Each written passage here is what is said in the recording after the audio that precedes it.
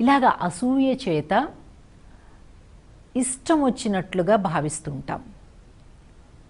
గుణేషు దోషారోప.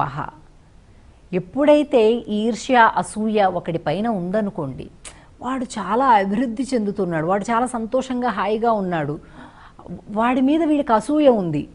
అసూయ ఉన్నప్పుడు ఎలా ఉంటుందో చెప్పమంటారు? వాడిలో ఎన్ని మంచి గుణాలు ఉన్నా కూడా దోషాలే కనిపిస్తుంటాయి. వీడికి దోషాలనే ఆరోపిస్తూ ఉంటాడు. అక్కడేమీ లేదు, అక్కడేమీ తప్పు లేదు. పాపం వాడికి అర్థం కాదు, నేనేం తప్పు చేయలే కదా, వీడు ఎందుకు ఇలా అనేస్తున్నాడు నన్ను అని. వాడు పాపం వాడు అమాయకుడు సాత్వికుడు అవడం చేత వాడికి అర్థం కాదు. కానీ వీడికి విపరీతమైన అసూయ ఉంటుంది వాడిపైన.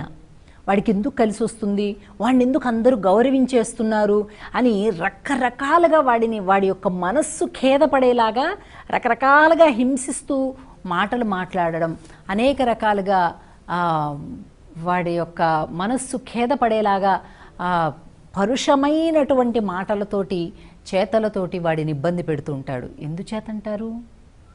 అసూయ వల్ల. మనం చేరుకోలేనటువంటి ఒక గొప్ప స్థితిని వాడు చేరుకున్నాడు. ఎందుకు కావాలి వాడికి ఆ కీర్తి, వాడెందుకు గౌరవింపబడాలి అందరితోటి అని లేనిపోనివన్నీ కూడా వేస్తూ ఉంటాడనమాట అసూయ చేత. కనుక ఇది ద్వేషము, అసూయ, ఎటువంటి గుణములన్నీ కూడా అజ్ఞానము చేత కలుగుతాయి.